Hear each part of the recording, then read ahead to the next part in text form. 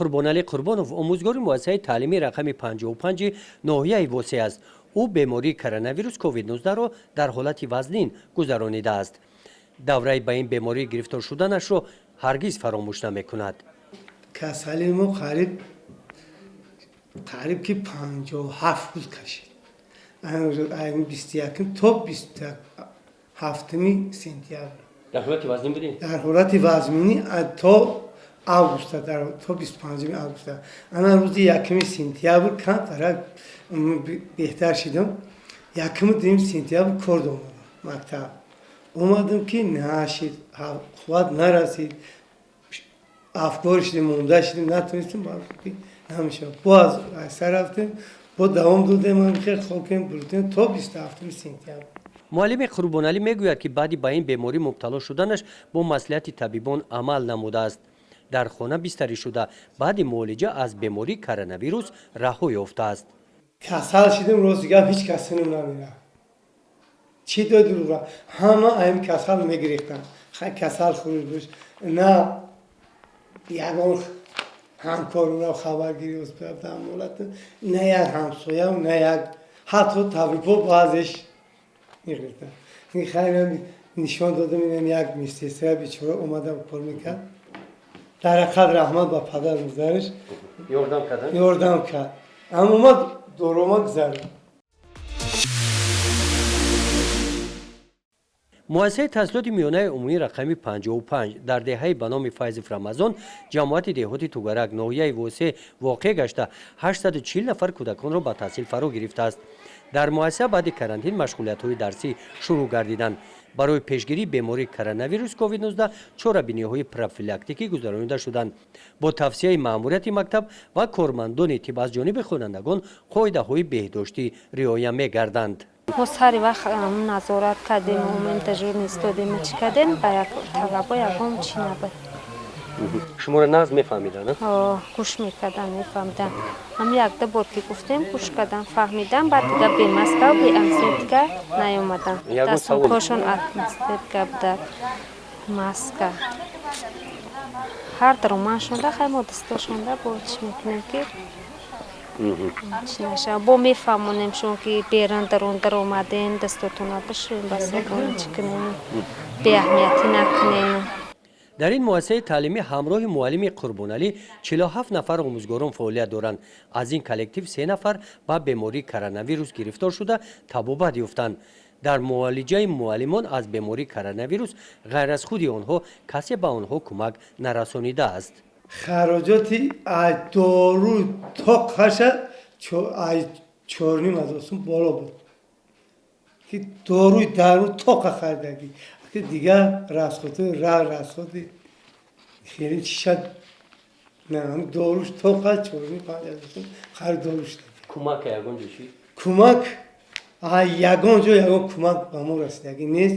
یگان کمک هم نگیدیم. یگان کس هم نگفته که برای شما کمک میرسونیم.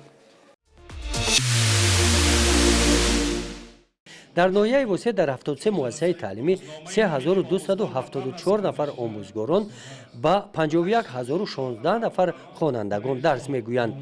با سوال چقدر آموزگاران مبتلای این بیماری شدند و شماره ففتیدگان جواب انیق پیدا کرده نتوانستیم. جواب ولیخان حسینوف رئیس کمیته اتفاق کسبه مؤسسه تعلیمی رقم 55 در خصوص رسانیدن کمک به آموزگاران قربانعلی قربانوف به رئیس اتفاق کسبه کارمندان علم و معرفی تاجیکستان مراجعت نموده بود به نتیجه انجام یافت. یگان یاردم یگان چیز از حساب یگان تشکیلات نشد. حتی ای اتفاق کسبه ناحیه خدمت هم نشد. 6 دقیقه نیست. 6 فوریه سال 2021 مجلس کنفرانسیای اتفاقهای کسبه کارمندان ساحه معرفی ناحیه وسه شده گذشت. در کار کنفرانسیا رئیس اتفاق کسبه کمیته علم و معرفی جمهوری رمضان آدینه‌زاده اشتراک کرد. من در همونجا خسته همین مسئله را با دقت آنها رساندم. محترم آدینه‌زاده در همونجا وعده کرد که من همین خراجاتی که معلم برای تبلیغاتش кардагӣ аст. маблаги 4000 сомон 4000 сомониро вале ба ҳамун муаллим баргардонда аз ҳисоби кумитаи илм ва маорифи ҷумҳурӣ чиз мекунем. лекин мана зиёда аз як мошид ягон гапу хабар нест. ягон каса моро файрон накарда. ҳақиқатан ман як маротиба ба раиси кумитаи илм ва маорифи ноҳия тағоива рафтам, наздаш гуфтам. вай одам мара гуфт ки раис ки ваъда кардай ба ваъдаш вафо мекунад, ҳамонро нигоҳ дорем.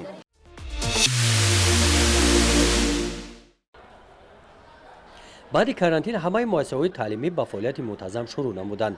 муассисаи таҳсилоти миёнаи умумии рақами 10 воқеъ дар маркази ноҳия яке аз калонтарин муассисаҳои таълимӣ ба шумор меравад. тавре аз суҳбат бо хонандагони ин муассисаи таълимӣ муайян гардид, ин кӯдакон оиди бемории коронавирус COVID-19 қоидаҳои беҳдоштӣ, роҳҳои пешгирӣ аз ин беморӣ маълумот доранд.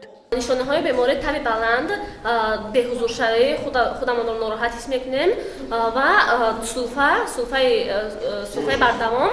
вақте ки мо ин нишонаҳоро дар мактаб ё ки дар ягон ҷо мебинем, ҳатман аз шахси бемор бояд фосила гирем ва зуд ба доктор муроҷиат намоем ва пешгирӣ кардан лозим меояд. аввал фосиларо риоя намоем, бо даст бо ҳамсинфон салом накунем ва аз маҳсулҳои антисептикӣ истифода барем ва ҳар чизеро ки мушоҳида менамоем дар хусуси ин беморӣ ба доктор муроҷиат намоем ва пешгириҳо хеле зиёд мебошанд аз ин беморӣ. агар ба гигиена риоя намоем, ин беморӣ ба мо зарар расонида наметавонад.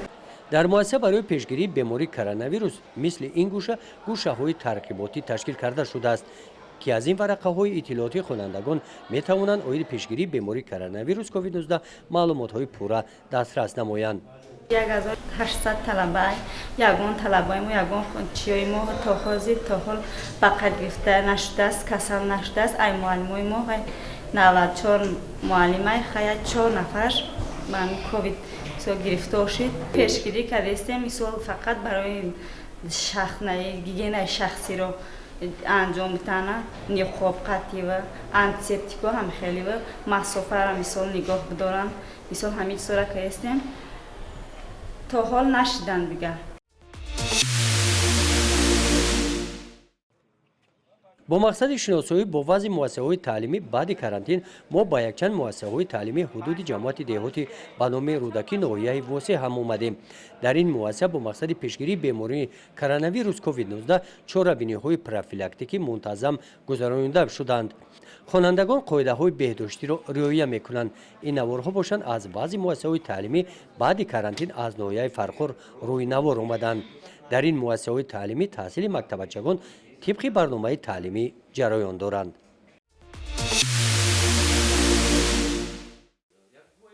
муаллими Қурбоналӣ баъди муолиҷа аз бемории коронавирус мегӯяд ки бо вуҷуди муолиҷа ёфтанаш саломатияш мисли пештара нест.